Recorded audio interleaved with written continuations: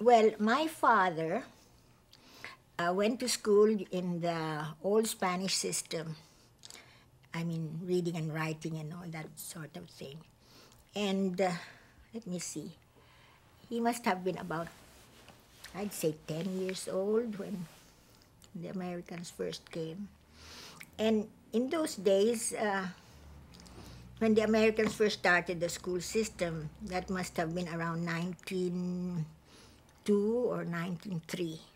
They opened the first public schools with all these soldiers turned into teachers. And then the Tamasites, I think, came over in 1905. And then they started opening the public schools. And my father and his brothers went, and my mother in her province also went to these early first American schools where they first were taught by American teachers. And up to what would be the equivalent of high school. This system of sending what is termed pensionados or scholars to the States was a brainchild of a very wise man. I forget his name, Sutherland? You could check that.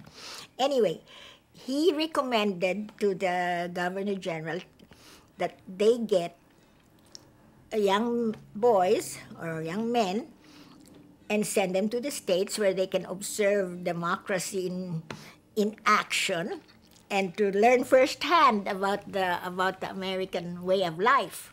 Now, in his proposal, he put all the requirements about brains and good health and so forth. In the democratic American way, he had placed with no regard for social background. And this was sent to Taft. But he, being a shrewder man, knowing that the fastest way to influence the people was through the top level, took away the no. So it came out with regard to social background. So as a result of this, all the first scholars were taken from all the top families in every province. So since my father belonged to that level, he and his brother were chosen. Of course, they took examinations and everything. They had to qualify otherwise. But all these men, I don't know how many they were. In the first batch, I think there were 50 or 40, I don't know. But they were all from the leading families all over the country. So much so that later they called themselves the hostages, because like in the old days, in the old Roman days, they'd get the sons of the chiefs and take them to Rome, and they went back very loyal Roman citizens. This is what the Americans hoped to do, and they succeeded, because they were all very enthusiastic about the American way of life, naturally, and everybody was so good to them, and they really learned a lot about how it was.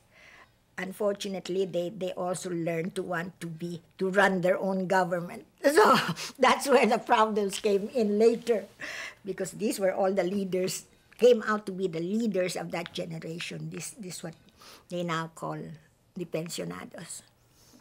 When these boys that were sent to the States, each was given a specialty, and he chose to be a teacher.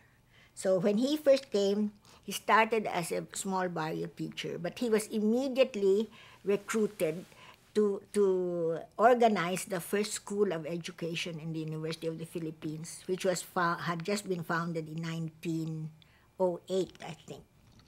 So he started the first school. First, it was a school of education, and he was the director. And later, it became a college, and he was the first dean. And he was the dean until he died 30 years later. So they used to call him the teacher of teachers, because generations of Filipino teachers were students of his, because he had been in the college for 30 years. I think when he went in I think it was the first batch went in 1908, he was sent to a small teachers' college in Macomb, Illinois. I don't know if you even know where Macomb, Illinois is. It was, as I gathered from my father, a very small town. But there was this teachers' college. And I think there were 4 or 5 of them assigned there. Among them, Jose Abad Santos, his best friend, who later became Chief Justice of the Supreme Court, and also many others who are quite well known in Philippine history. And he was adopted, not really adopted, but his foster parents when he was in the States was a Professor and Mrs. Burns, who really looked after him like a son, and who kept touch with him throughout the years until they died. So they were very fond of him, and he likewise. So he was there for, I think, 5 years. He went when he was 16 and came back when he was 21 or 22. He was completely brainwashed. He loved the Americans, the American way of life. He loved American food. He enjoyed himself very much, and he learned a lot. So that really, because of that, we grew up in a very familiar with the American way of life, because that's how we ate the American food. We learned to talk English before we learned anything else. We didn't know, we didn't learn the dialect till we were about 8 or 10, because they talked to us in English. So we were regretfully as Americans, as American as any Filipino family could be. Well, he went on through the years telling about the good times he had, about the picnics and so forth, about even the fraternity initiations, life in a college town, which is always very pleasant.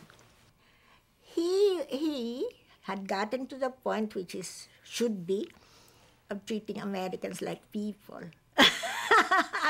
There are nice guys and lousy guys. That's how he regarded. If they were nice, well, he liked them. If they were not, he disliked them. And that's the same thing with all of us. With us, there are nice Americans and there are the other kind. So, like all people. But he always said that if we would be an unworthy people, if we did not want for our own country what the American ideals got for America. So we have to get these American ideals, and get them for ourselves, for our own country. In other words, Philippines run democratically, but the Filipino way, but democratically. So that all along in all his public speeches, that's what he said. That democracy is wonderful, but democracy means it is our government run the way we want it.